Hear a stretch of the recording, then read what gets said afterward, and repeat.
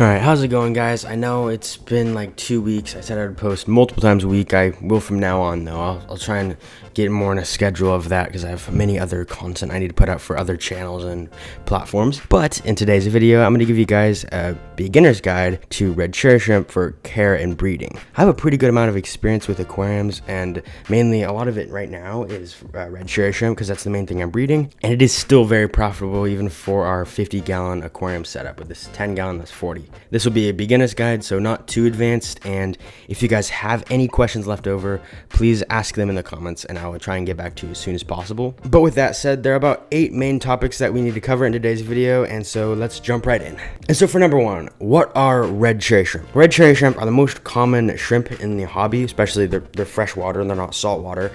They're really small. They grow up to be 1.6 inches. Normally it's 1.5 to 1 inches normal size. So they're fairly small. They're really common and popular because they could adapt really well. They're pretty hardy, but there are a few things to mention about them, and they're pretty friendly and compatible to most fish. It depends on what fish you have. If you have aggressive cichlids, definitely don't keep with them. Red cherry shrimp are also one of the easiest shrimp in the hobby, the most common easy shrimp to breed and just keep alive. And they also don't require too much maintenance. They're called Neocaridina davidi, which it helps because they're part of the Neocaridina family. There's like a few species like Caridina, there's Neocaridina, there's a few other ones. Neocaridina seems to be the most compatible, and they don't really need any special conditions. Now, even though these are Neocaridina davidi, there's certain grades of genetics of them.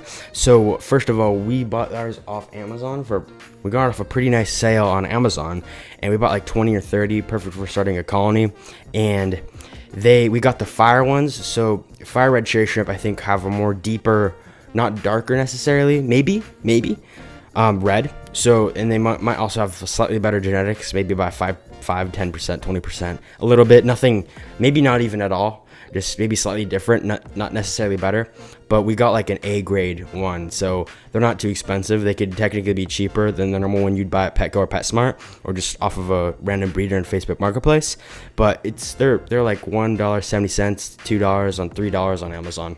Now we're gonna talk about the parameters they kind of do best in. This might get a little bit advanced for some of you guys, but first of all, the water temperature you should keep it at is maybe a casual community tank. It's normally between 72 to 78 degrees in Fahrenheit. That seems to work pretty well, and that's what they recommend. It's pretty casual for them to keep most fish at that. If you do raise it up to 80, we keep ours at 80, 81. They might not live as long. They will breed more. Their metabolism speeds up, and that's why all that happens.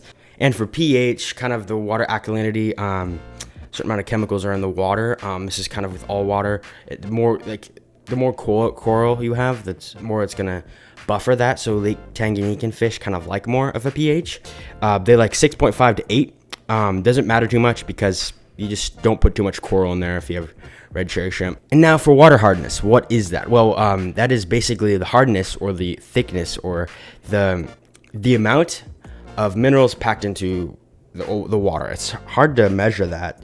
Basically, these guys are crustaceans like crabs, shrimp, like shrimp because they're a shrimp, and like lobsters, crayfish, etc. So they like calcium because that helps grow their shell. It helps encourage growth in their shell and keeps them strong and their metabolism strong and healthy. So that's why they need to use minerals in their water. So they kind of maybe prefer hard water. I think I saw that somewhere, but I also saw that they might like softer to medium water, but they can adjust to that pretty well. I wouldn't pay attention necessarily to that too much. Maybe just try not to have too much copper in their water because it is toxic to them. Copper is toxic. Of course, you could have a little bit in there, but a very, very small amount. That something you wouldn't notably say like, yeah, our water does have notably more copper than normal. But for water changing, you could go up to a month. I'd honestly do it as frequently as a week. I'd probably do it once every other week, and I do 25%. Now for number 3, tank size. What's the aquarium size I would recommend? Now these are more of a common micro like community fish, so they're really small. They fit well in community aquariums, but they like planted nano aquariums because they're really small. Like those are normally like 5 gallons. Like planted aquariums, not necessarily best for 5 gallons, but for breeding, if you want to professionally breed it, starting at 20 gallons and up, which is perfect. So these guys are kind of almost schooling fish. They're not necessarily. So It's just good to buy a few, like at least maybe 4 or 5 when you buy some, or if you want to start off starting a colony, or because they can get eaten possibly or just die. They don't live super long, so like 1 or 2 years. So yeah, with that said, this is now number 4, tank and aquarium setup. They like planet aquariums, so however much you want to plant it. I wouldn't do fake plants, however that they could just still do pretty well with that. They just like planet aquariums. That's just what they're used to. And because it's a planet aquarium, I'd choose at least 3 inches of substrate, specifically fluvial stratum.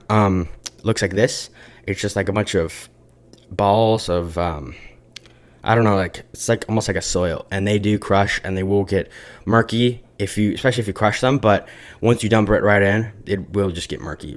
It'll get cloudy once you install them. But it is perfect for nutrients for plants, and red cherry shrimp like them because that is completely fluvial stratum, and that is half and half between this other volcanic rock. There are many other things and alternatives, but I would probably recommend a fluvial stratum. For filtering, I would do just a sponge filter. Maybe 2 in like a 40-gallon or up. What you're basically dealing with is this right here. It just vibrates and has rubber things, so it's not too loud on the floor. But if you have other things touching it, it will be loud.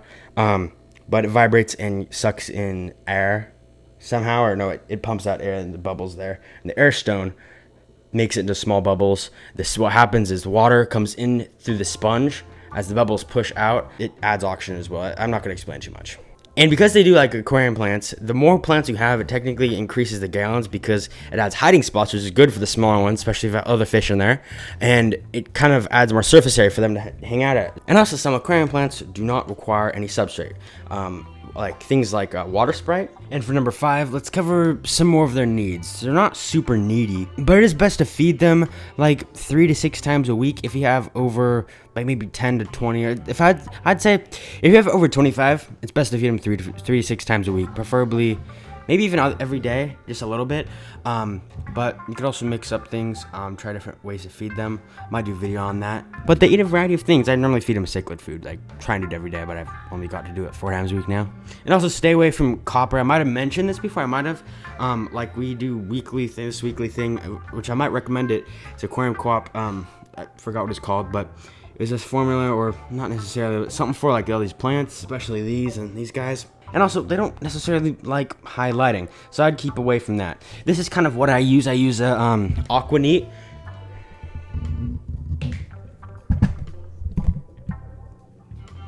But as you see right here, I use this. It's called a Hygger, I think. Hygger, something like that. It's a Hygger HG 970. And now number 6 for age and size. What's their maximum size? So their maximum size is typically 1 to 1.5 inches, maybe 1.6 they say. And that's the maximum size. 3 to 5 months, and that's basically how long it takes. They live up to 1 to 2 years, maybe 3 if you're lucky. Normally it's like 1.5. But the warmer, the faster they live, like I might have mentioned before.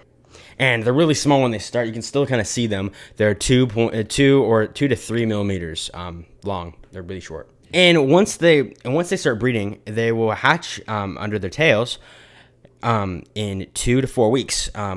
Yeah.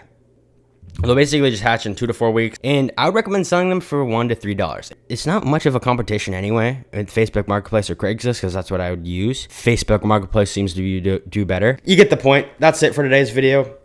Any other questions, I'll leave up to the comments, and subscribe if you like our content style. Anyway, see you guys in the next video.